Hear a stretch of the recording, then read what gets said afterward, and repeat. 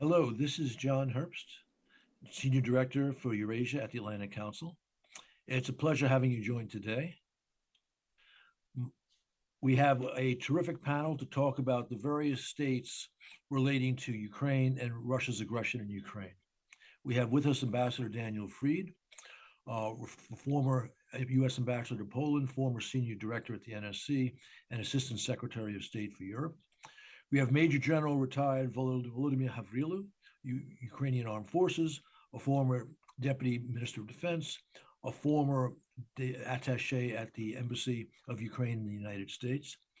We have Victoria Voitvitsika, former member of the Rada of Ukraine, a well-known businesswoman, great expertise on energy and other matters.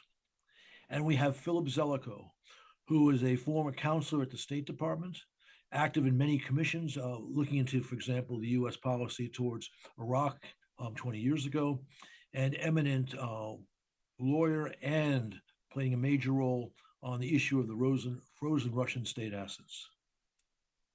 So we are, I think, ready to begin. But Chris, I'm not seeing any of our panelists. Just look into the Zoom call. Thank you. Okay. So we'll start with you, Ambassador Fried. Regarding the ongoing peace talks, how do you assess current U.S. and European efforts at reaching an agreement? And what approach would bring us closer to a durable peace in Ukraine? Well, there are two parts to an answer. The first part is that the U.S., Europe, and Ukraine are making progress on the critical issue of post-conflict security for Ukraine. And the statement over the weekend by the European leaders shows that this is getting into the realm of serious. I wish the U.S. were not still pushing Ukraine to retreat from all of Donbass, which the Russians have been unable to conquer through 4 years, nearly 4 years of war, but they're making progress. All right, but that's only one part of the answer. The other part is Russia shows absolutely no signs of being willing to take this seriously. They have repeated their maximalist demands. They have even generalized them in recent days, saying that any place that is historically that has Russian speakers or Russians on it must be part of Russia. So they are not wavering from their demands that Ukrainian statehood be eliminated as in a sovereign sense.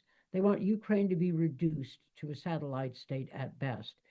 So the answer to your question, are we going to get there, depends on whether the Trump administration is going to recognize that the Ukrainians are participating in his efforts in good faith, but the Russians are not. And I will add that what I find so frustrating in this situation is that the US and Europe have perfectly good leverage at their disposal. We could be doing more to put economic pressure on Russia. The US could be working with, not against, the Europeans that are trying to find a way forward on the reparations loan.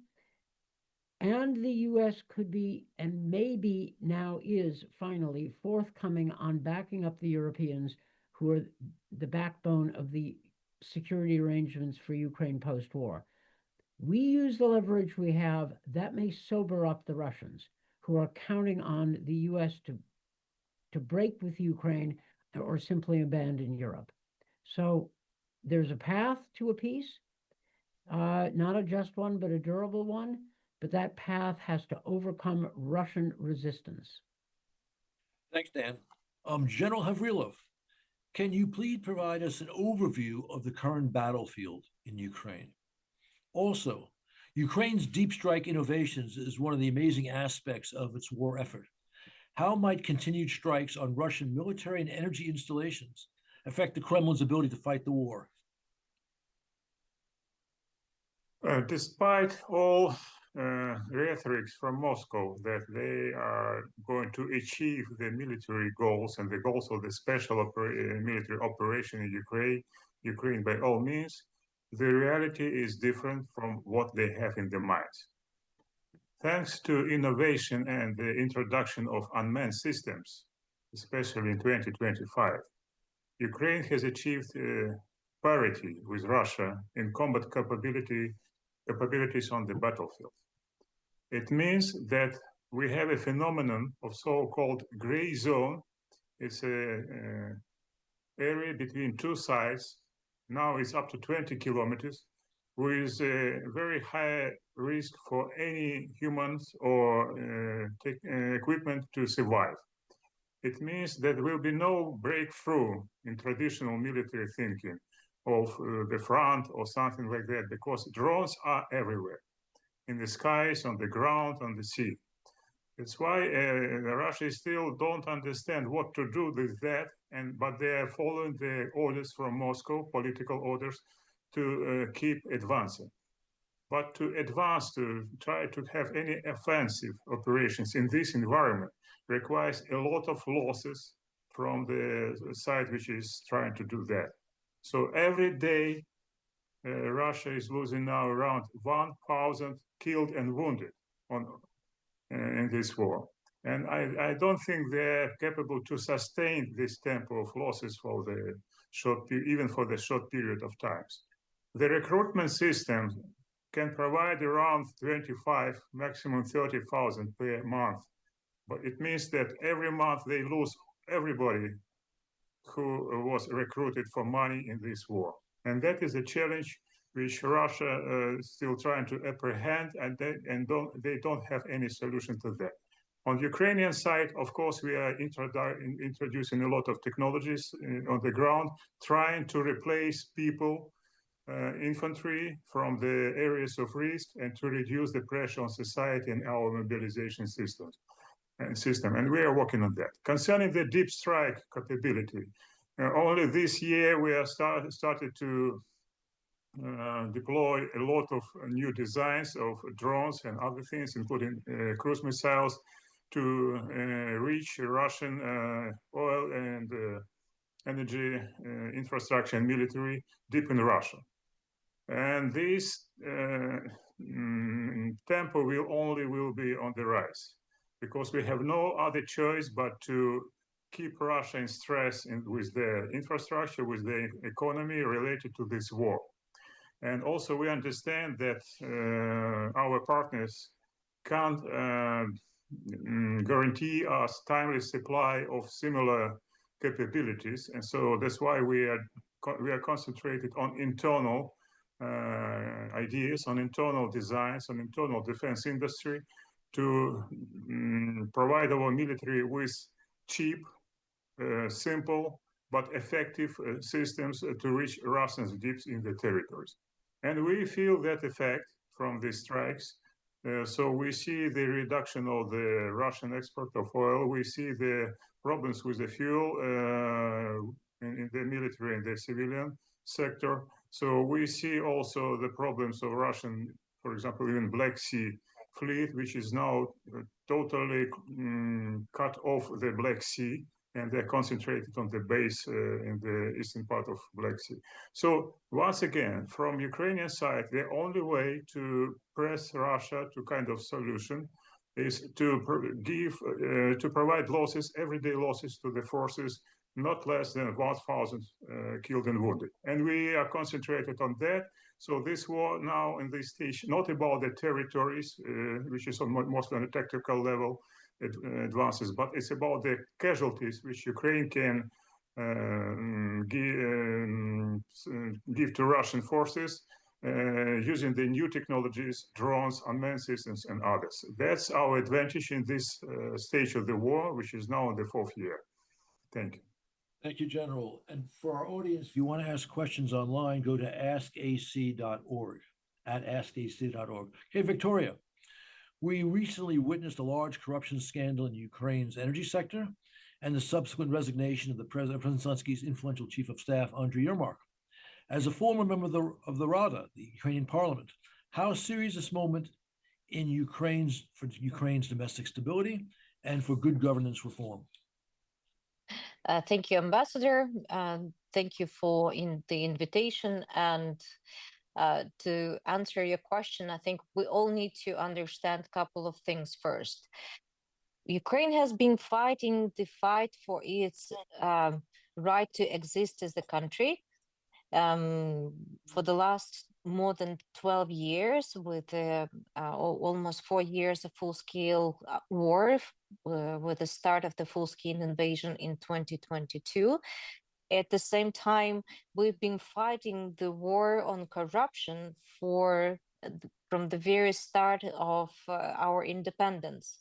And corruption's being our internal fight that we've been fighting for quite some time. And yes, indeed, the scandal that we've all witnessed together with our international partners, it shocked people, it shocked society.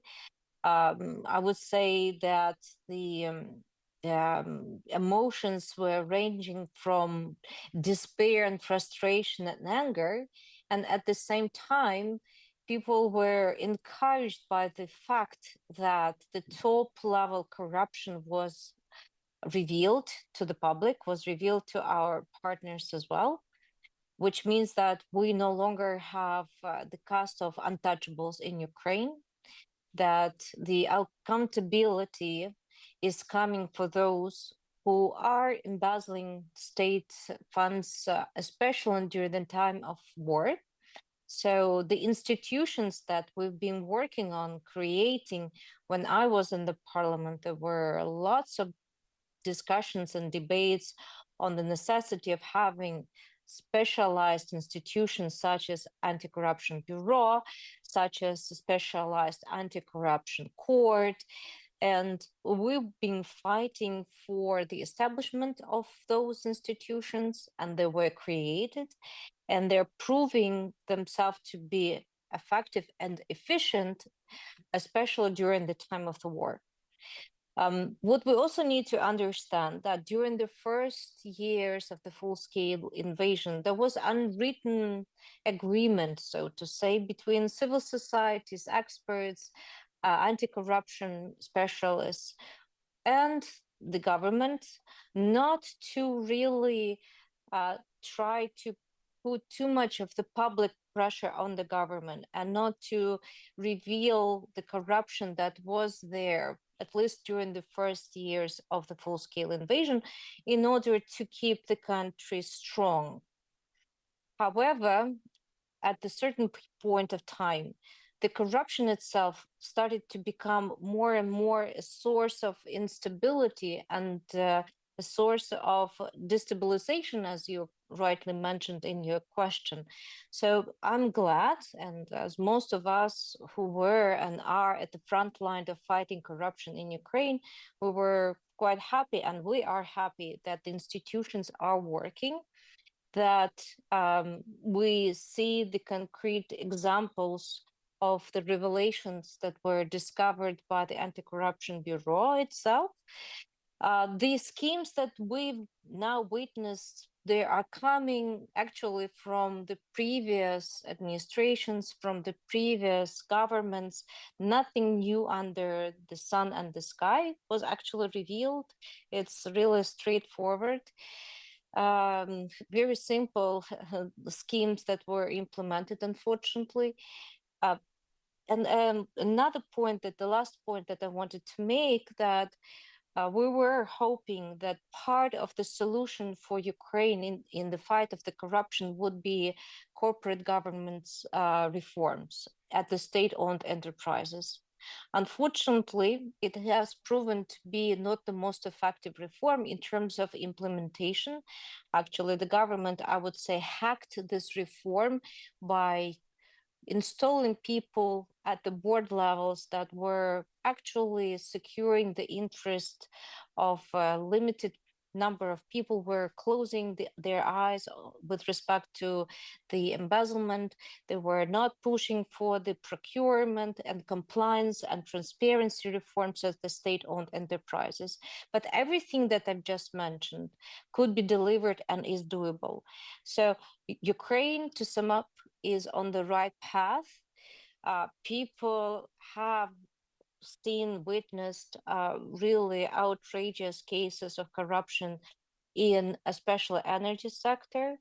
And it happened, among other things, because Russian agents who were part of Ukrainian government were acting on behalf of Mr. Derkach, who was former member of Ukrainian parliament, and now he is in Russian Duma, as far as I understand, and was awarded one of the medals of honor by the Russian government for delivering whatever he was supposed to deliver, destabilizing Ukrainian energy actual sector. So through its agents in Ukraine. So we need to look at this issue from a broader point of view, but still recognize that we have working institutions, and it is highly appreciated, especially in light of the fact that these are the results of the joint efforts put together by our partners, including the United States during the time when I was in the parliament, and after that, by the civil society, pressure from the civil society and the institutions themselves. Hey, Philip, you correctly said years ago that the US and Europe would find a way to use the frozen Russia's state assets to sustain Ukraine's economy once it became politically inconvenient to provide that assistance from their own taxpayers. Have we reached that moment as European leaders gather today and tomorrow to look at this question? Well, they put off the moment as long as they could. And now now Ukraine is actually at the precipice of defeat financially, and they have to face this crisis. In some ways, the most decisive battle for the fate of Ukraine is occurring right now in Brussels. Russia is waging the war on two fronts. It's a war of attrition. You can either exhaust Ukraine militarily and defeat them at the battlefront, and General Havrilov discussed how well they're doing with that. Or you can exhaust them financially, and then they implode at home. Actually, Ukraine is very close to being exhausted financially, and Russia could win the war if they win on that front. The Russians know this. So there's been stopgap after stopgap to keep Ukraine in the fight. Russia gained an enormous strategic advantage when American financial assistance to Ukraine disappeared in 2025. And then that pushed the issue into a situation of extreme crisis. There was a significant stopgap adopted in 2024, but as was foreseen, that ran its course during 2025, and now they're in the corner. So they can either ask their taxpayers to come up with an enormous amount of money that actually they struggle to have for their own needs at home, or they can tap the Russian assets. To their credit, to their immense credit, the leadership of the European Commission and the leader of the German government have moved decisively now to try to act on the Russian assets. And they have displayed, by the way, significant civic courage in doing so. They pushed through the indefinite immobilization of assets last week with the extraordinary assertion of emergency powers that allowed them to push it through under the qualified majority voting rules of the European Council, overriding the attempted vetoes of countries like Hungary and Slovakia and Belgium. So now the issue is, having indefinitely immobilized the assets last week, the issue is whether they'll go forward and use the assets in this way. And that's the battle European leaders are fighting right now. I think actually the pivot in that battle is going to turn out to be France, one way or the other, in finding the appropriate solution, because the German government is now fully committed behind it. The Italian government, by the way, is obstructing the progress. So the decisive balance in the voting, whether this can be pushed through by qualified majority voting, actually sits with France at the moment. Philip, you talk this as a decisive moment.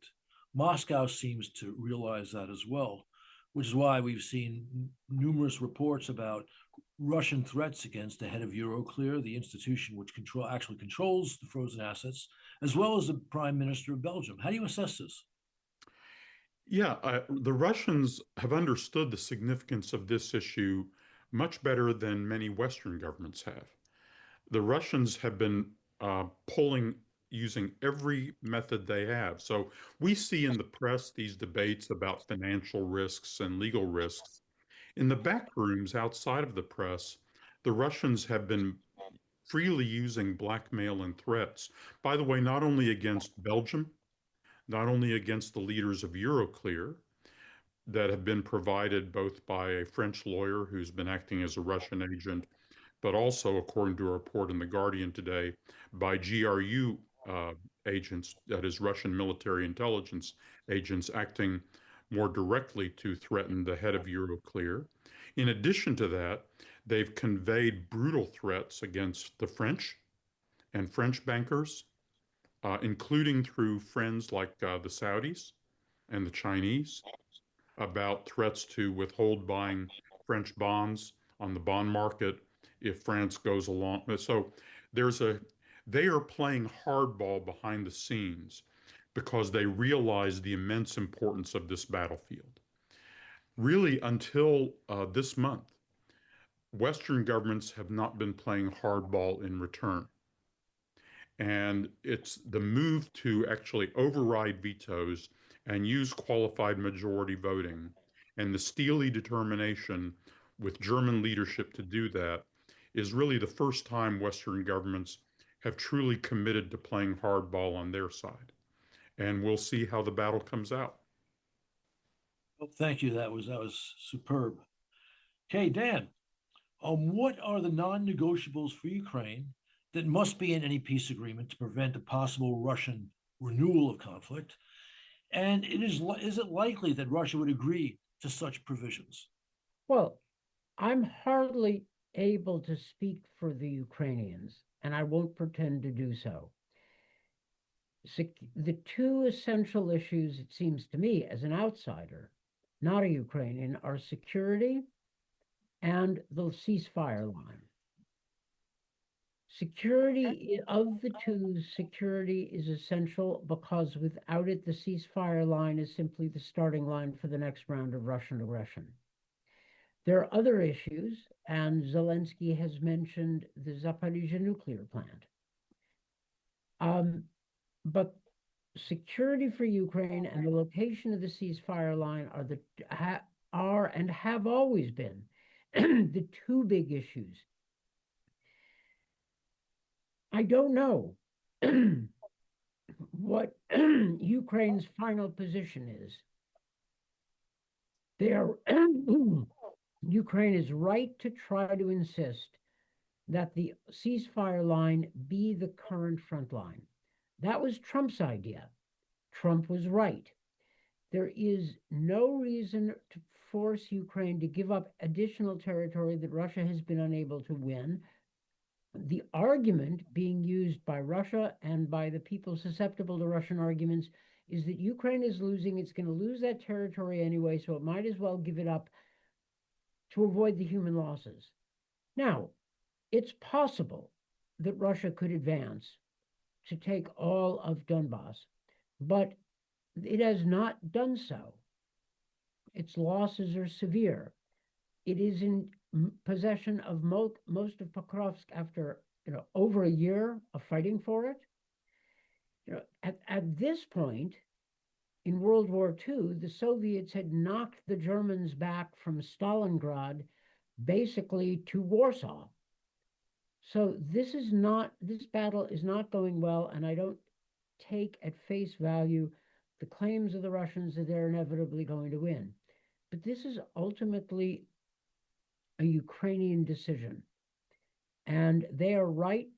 I think they're tactically handling the negotiations rather well. They are embracing Trump's initiative. They are at pains and skillfully positioning themselves as the party that says yes to the American negotiations. They're working with the Europeans and I think some sympathetic people in the administration to improve the US position so it is more sustainable. Where this ends up, I can't say. There are two historical analogies I could make. One painful but successful, the other painful and calamitous. Painful but successful was the end of the Winter War between Finland and the Soviet Union. Finland's leader, Mannerheim, told his people they had to give up territory. And it was a miserable decision, but they did it. They never got it back, but their country survived. Finns are proud of their efforts to save their country. The other, painful but calamitous, is the West forcing the Czechs to give up their fortified belt in the Sudetenland. At Munich, it wasn't just the area of Czechoslovakia with a lot of Germans, ethnic Germans in it. It was also the line of the Czech fortifications. Once the Czechs gave it up, their position was militarily untenable, and when the Germans decided just to take the rest of Czechoslovakia, the Czechs were unable to resist. So historical analogies can clarify the choices. That said, the negotiations are in progress. I don't know. But I will say this. Phil Zelikow is absolutely right. If the Europeans make a tough decision and provide Ukraine with additional resources, and if the US does what it can do to back up the Europeans for security in Ukraine, and increase economic pressure on Russia, Putin's maximalism may not last. You know, the Russians are maximalist forever until they decide to be otherwise. Let's remember that. And a quick follow-up. If you're paying close attention to things coming from Putin,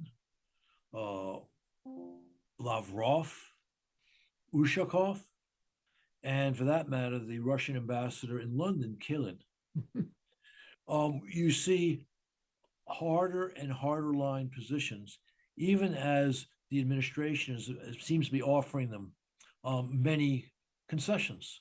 What do you make of this juxtaposition? Well, I think the Russians are behaving rationally within their frame of reference.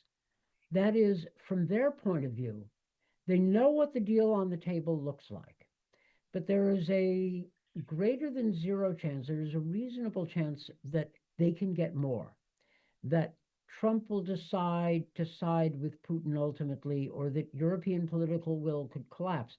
So as long as this is a reasonable possibility, the Russians are behaving rationally by demanding the maximum. However, we can change the odds.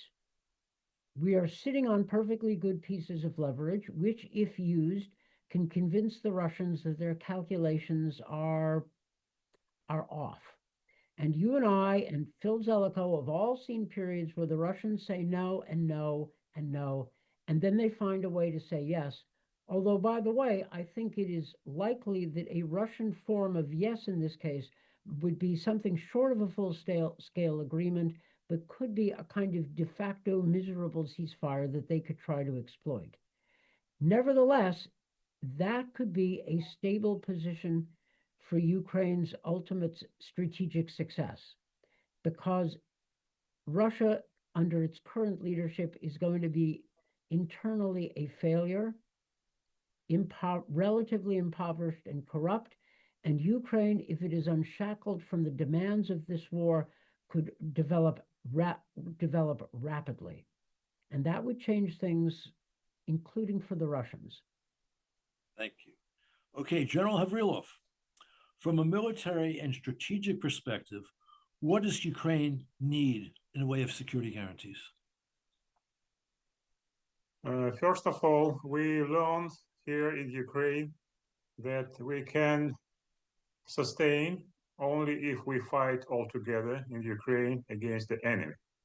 So it's our mission to protect our country, and it means that we have to use at maximum our own resources, the motivation of our people, and our civil society. That is the best guarantee of security of Ukraine, of course, provided with a strong armed forces, defense industry, and everything. We learned that it's very important to have partners in case of crisis. Partners which can give you backup with resources, with some kind of international sanctions against the enemy, and also to give you access to some technological things. So from a strategic perspective, we have to conclude that Ukraine should have very strong internal security and defense system to be capable to defend itself with even limited resources. At the same time, it's important to develop in peacetime a net of good communication and relations with key partners who have resources and the political will to support Ukraine in case of crisis. To be a member of something and to get the guarantees from others, from other countries, to step in the war on the side of Ukraine in case of something, it's a tricky question, because if you know that there is somebody who is ready to provide you with a kind of security umbrella, you become relaxed. As soon as you become relaxing, you are not concentrated on improving your internal security and defense issues. You are not concentrated on working with your civil society to make it strong and be ready to survive in any scenarios. So that is the issue. So of course, for the time being, for us, it's very important to have a kind of security guarantees in terms of the providing predictable supply of everything Ukraine needs to sustain this war. That is the best. And of course, the second issue to increase sanctions, economic sanctions on Russia. So there's two things we really need as a kind of guarantees for the next stage of this war. In the peacetime, after the conflict, even we're talking about kind of joining Ukraine to NATO or some other European security structures.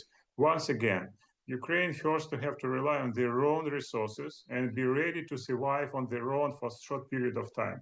Only with that mood, with that mentality in mind, we can be very good partner with European countries to secure Europe as a whole against any kind of external threat from the East. Thank you. Thank you. Wonderful. Okay, Victoria, what are the structural reforms that you see necessary, both to restore public trust and to strengthen Ukraine's national security?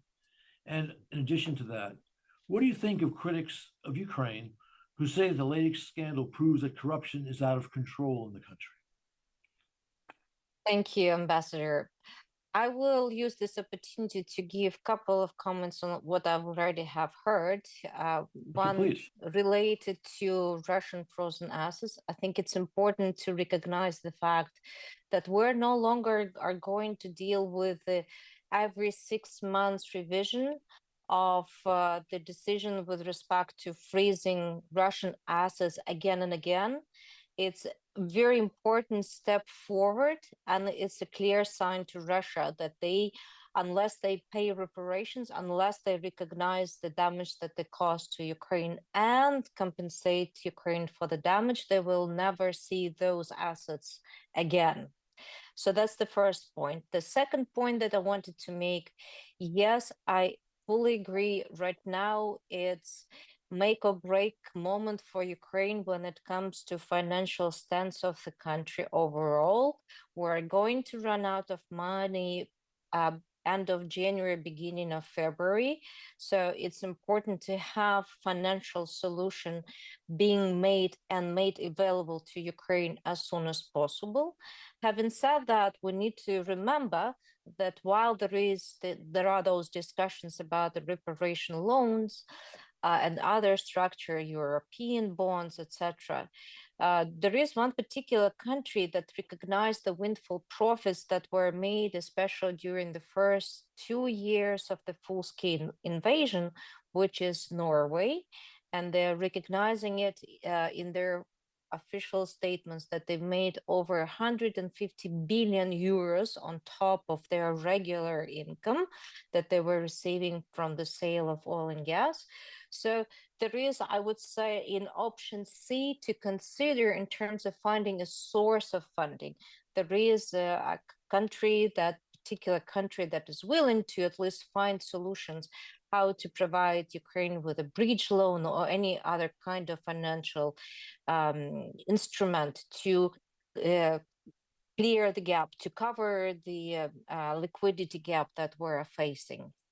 So for Russia, indeed, it's also a make or break moment, because they understand that for as long as Ukraine has a committed funding for its war efforts, for them, it's going to be a matter of becoming bankrupt within the next 12 to 24 months, if and when, by the way, we see stronger decisions made by especially our European partners. Because if, for example, the decisions with respect to sanctioning Rosneft and Lukoil were made by, or sanctions like that by Europe a couple of years ago, we would be in a completely different position right now. And I do hope, with having said that, that the European Parliament decision that was made yesterday to prohibit the purchase of Russian gas starting from the year 2027 will not be revised, and Russia will never come back to European liquid market for its oil and gas products. So that is also very important to bear in mind, that in addition to the reparation loan, we need stronger sanctions, and we have to have coordinated efforts from all sides and all parts. To answer your question, Ambassador, the structural reforms, let me be brief on that. First, we have learned our lesson that even if when we have structural reforms such as corporate governance for the state-owned enterprises being adopted, when you have wrong people, so to say, or wrong-minded, and those who are not willing to really use such systems, such solutions for the benefit of the country, but they are playing it and hacking it. Even if you have the best reforms, unless you have right people, it's really hard to deliver the results that you envisioned when you introduce such reforms. The rule of law reform, all long overdue. That's written everywhere in all the requirements for Ukraine, and it has to be done.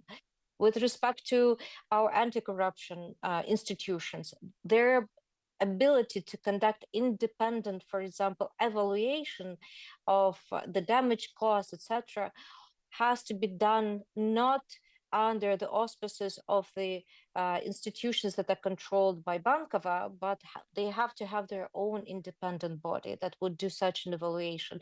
That is one of the examples that they need to have more independence from those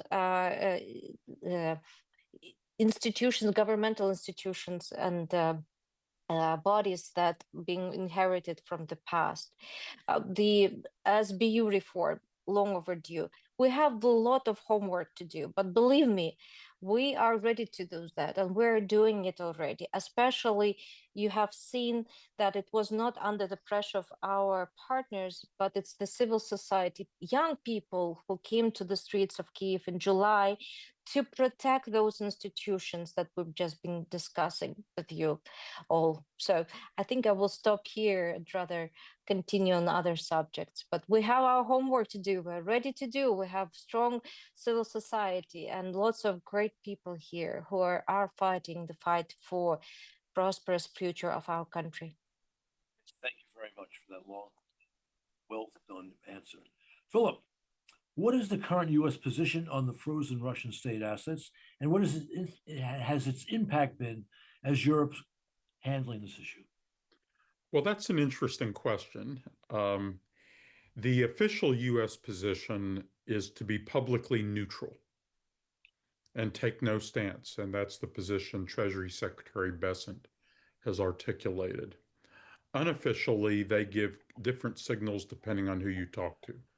So, of course, the initial 28-point plan that Witkoff and Kushner came in with was basically going to try to take the assets and use them to help fund and basically use them between the US and Russia. Um, and of course, that then spurred the Europeans to act to basically keep the assets from being put on a US Russian banquet table, kind of take the assets off their menu. Um, so, and I think that some Europeans have heard that people close to Trump, like Witkoff, would like to see the assets move fail, and that has emboldened people like pro-Russian members of the Italian government, which is one of the reasons why I think the Italians now have moved to take Belgium's side in the battle that's occurring in Brussels right now. So internally in the Trump administration, there are different voices, but their formal position is neutral. And the basic implication of that for the Europeans is they better take care of themselves. The Americans are being, at best, unhelpful.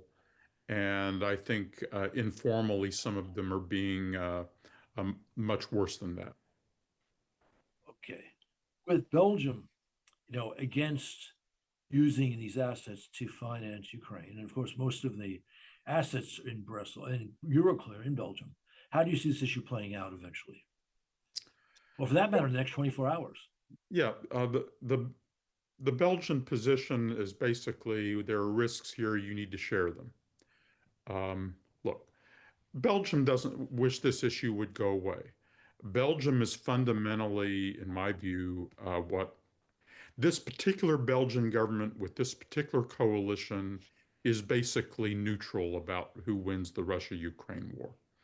They're mainly concerned about issues in Belgium and Belgian finances and the Euroclear business model is a business model in which Euroclear wants to be friends with everybody and wants to take care of everybody's money. Russian, Chinese, they want to be everybody's friend. And the Belgian government strongly identifies with Euroclear's business interests. And in any case, there are these backroom Russian threats against both the Belgians and against Euroclear. It turns out I and other international lawyers have now done a thorough professional analysis of the legal risks that Belgium talks about, which we published earlier this week. And our view, and the view of other lawyers who've looked at this, is that actually the legal risks are negligible.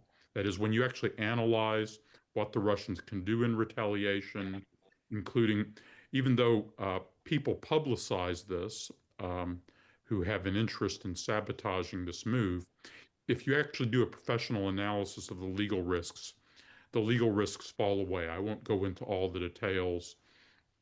Like, for example, bilateral investment treaties don't apply to state assets of this kind at all. There's case law precedent on this, and so on. Russia hasn't accepted the jurisdiction of the relevant international courts, and if it did, it would open itself up to counterclaims. So the legal risks are modest. What's really going on here is the political and backroom threats, including threats of other kinds of retaliation, including against any Western financial interests remaining in Russia, and against individuals personally, threatening to hurt them. I mean, it's that brutal, it's that ugly, and to win this battle, we basically have to help something closer to democracy triumph in the European Union, where a tiny minority can't block action that the large majority of the Union wants to see happen. And that's the struggle and the compromise battle that's being argued about right now. Thank you. Okay, we've gone through our questions. We have audience questions. And again, for those who still like to ask an audience question, go to ask@ac.org, ask@ac.org, at ac.org. Okay, we have a question from Chris Smith. I think this is for you, Victoria. How has Ukraine managed to maintain energy resilience amidst the Russian missile, drone, and cyber attacks on critical energy infrastructure? It's really been hard to maintain the integrity of energy system, especially this winter, frankly speaking. Russia is trying to break the entire energy system into smaller pieces, leaving, for example, the left bank of Ukraine without access to the major suppliers of electricity that are located on the right left bank, which are nuclear power plants. All of our thermal power plants, hydropower plants, co-heating generating plants, they're all being hit already in one way or another by drones or by missiles or both. We've been lucky in terms of piling the stock of the so-called strategic equipment that we now use to repair all of those assets at this really absolutely crazy speeds if you compare it what our energy experts are doing comparing with other countries. They're doing just really fantastic job, but we are running out of such stocks of equipment, first of all. Second of all, we're running out of the ability to generate enough electricity even to cover the basic demands. And we are running out of the ability to deliver electricity from the right bank to the left bank, where most of our industrial base is located. So we are in a quite dire situation this year comparing with all previous winters, unfortunately. In addition to that, Russians are being hitting our gas production facilities, our gas storages. They are being hitting our capacity to import electricity from Europe to Ukraine to replace the losses that we are incurring almost on a daily basis. Certain regions are being hit the most, especially those that are located in the border region with Russia, close to the front line, and now especially the southern part of Ukraine, Odessa and Odessa region, where the ports are. And the ports, as you probably know, have become one of the key players in keeping our economy up and running. Through the ports are most of the goods and the supplies are coming in and going out. So it's a very challenging situation right now. Quick follow-up to that. Do you think that you've got, I think support from the United States, from Europe was critical the previous 3 winters since the big invasion began. Are you getting as much support now as you did then? We're not getting the support from the United States that we used to have. None whatsoever, unfortunately. We're not getting the equipment. Obviously, all the programs that were under USAID, they're being no longer available. And we were getting lots of equipment, such as even like diesel generators that we are now using to keep our hospitals running, our schools running, our critical infrastructure running. But all of those options that were available in the past are no longer available. So you see that principally as a casualty of the taking down of USAID's capacity to provide assistance globally, including to Ukraine. Yes, especially we feel it this winter. Yes, unfortunately. Okay, thank you. All right, we have a question from Grace Murphy. And Dan, I'll give this to you, but maybe one of our Ukrainian panelists would also want to jump in on it. The question is, what do you think about President Zelensky's claim that Ukrainians should decide through a referendum the question of conceding Donbass territory currently held by Ukrainians as part of a possible peace agreement? Well, I'm not privy to all the details in the negotiations. So what I say, please put in light pencil, okay? Okay. That remark struck me as a tactical maneuver to deflect pressure on him from the Trump administration to give away territory that the Russians have been unable to conquer through war. I think he's right to resist. Where the Ukrainian position ends up in the end is up to them, but I think the U.S. demands for additional Ukrainian concessions are foolish. And they're foolish for the following reasons. the Russians will insist, the Russians will take whatever deal we give them and insist on more. We know that. So we might as well have that inevitable showdown with the Russians based on a better position, because we are never going to concede our way to a deal. The only way to get a deal is to stare down the Russians. And the notion that you can jolly them along or force Ukraine to make concessions to get Kremlin assent is foolish. And those of us who've dealt with the Russians over decades know this. So I commend what I think Zelensky was trying to do, and hopefully we will end up in a better place, and hopefully the U.S. negotiators will, as the saying goes, wise up. Thank you. Jenna, would you like to jump in on this question? It was a great comment. And of course, we have opinion polls here in Ukraine with regard to any demands from Russia about the territories. And the majority of people here, up to 70%, they say no to any kind of Russian ideas of taking Ukrainian territories and legalize them.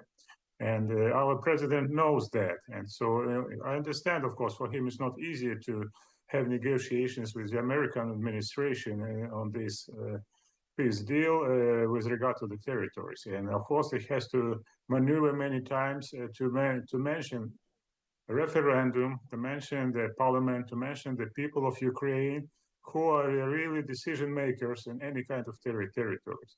So that's a kind of rhetoric which will be on the table. Nevertheless, in the end, nobody in Ukraine will agree on any kind of concessions with regard to the territory. That's reality.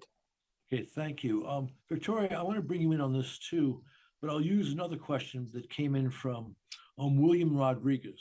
And you may reject the premise of the question, but that's your choice if you choose to.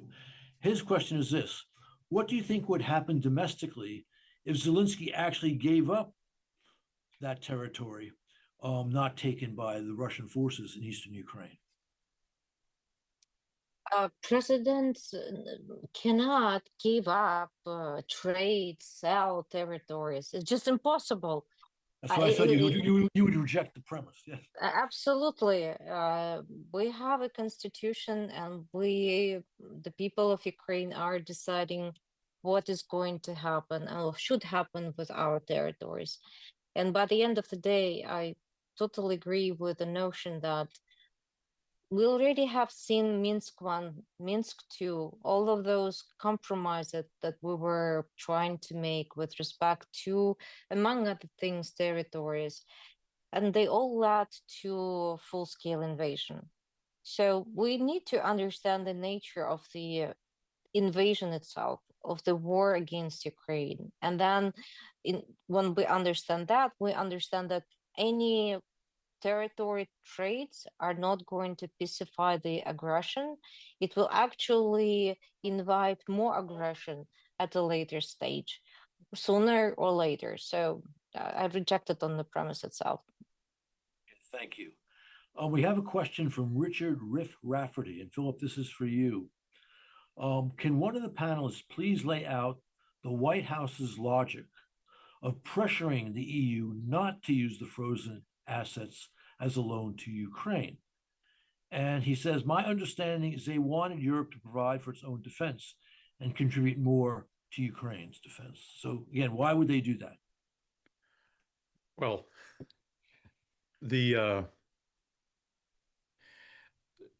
it's hard for me to explain the philosophy behind the Witkoff-Kushner original deal, except that I don't think I think they were simply ignorant about the status of the assets and how this was held.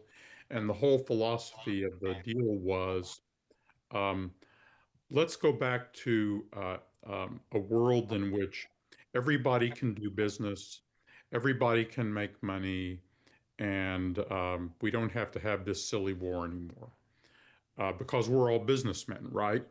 And this is just like a radical misunderstanding of what this war is about. And they didn't understand how the assets were held.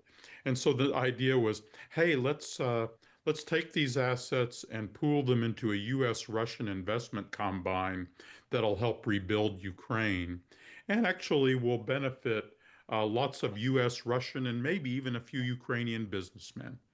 Uh, so, so then and then there's partly a sense among some of the Wall Street friends that, gee, isn't it a mess to try to take people's financial assets anyway? Uh, I mean, it's the thinking is at about that level. Now, all that's gone. All basically, that whole 28-point plan is now way, way overtaken by events and is in the ash can. The particular deals they're working on now are very different. The Europeans have moved rapidly to basically fence off all the assets that they have leverage over and take them off the US-Russian banquet table. And now they're debating whether or not to take further action on those assets. But if in answer to the question, it's like, what were they thinking? It's, you know, it would be misleading to imply that there's really great depth of sophisticated thought beyond what I've just described. Now, what you've got is a position in which the United States is neutral. Some Americans actually would like to see the Europeans make this move and fund Ukrainian defense, which actually is going to end up spending money, cash money, on U.S. weapons systems. Because we're doing a very nice cash over the barrelhead business selling weapons to Ukrainians since we're no longer giving them aid. So there's that faction, including people who genuinely care about defending Ukraine, and there are still such people to be found in the American government. Then you've got the business circles around Trump who are about as you would expect. And Europeans are basically reading in the American position what they want to read in that position according to their own preferences for how they want the issue to turn out. Thank you, Phil, for that comprehensive answer. Okay, I think we will do one final question. Dan, I'll give it to you, and then maybe our Ukrainian panelists will also want to kick in. You'll love this question. It's from Martin Garcia. How long do you think it would take for Russia to restart the invasion after a peace deal is reached? Well, Okay. this depends on the arrangements for Ukrainian security. But A, what those arrangements are, and B, whether the US would do its part. I think that if those arrangements are as good as they potentially are under what was revealed in the European statement that came out over the weekend, Russia would face challenges in restarting the war. That is, Ukraine's military would remain ready to fight, but this time there would be backup from the Europeans, and there were hints in the European statement that American air power could be involved. I'm not a military person, but I think these arrangements could work. Now, there's a big question mark. Is Trump going to agree to the forward-leaning statement that was issued by the Europeans? Are the Europeans going to put up the forces? Would the Americans act if the Russians attacked? And Putin will be exploring all the soft spots because he does want to reduce Ukraine to the status of a vassal state. But it is possible that these security arrangements will work. Look, it would be easier for NATO or a coalition of the willing to help Ukraine defend itself than I thought 15 years ago, because Ukraine has fought for nearly 4 years, keeping the Russians off without any of our help at all. Intelligence and weapons, but not direct military assistance. You add US air power, anti-air units, the Russians, I think, would think twice. General, you get the final word on this question. Yeah, I totally agree with the previous comments, but I think it's for Russia is now a time about thinking about the survival of Russia. So it's not about the next step of Russia after the peace deal or something. It's about survival of Russia in the configuration they have now with the regime. So, but in other things, I totally just support the ideas and comments of the previous speaker. Thank you. All right. Panelists, thank you for a great conversation across a wide range of subjects. I suspect there'll be plenty of reasons to reconvene at some point in the new year. And I wish you all happy holidays and see you next year. And our audience will be doing more stuff soon enough. Thank you.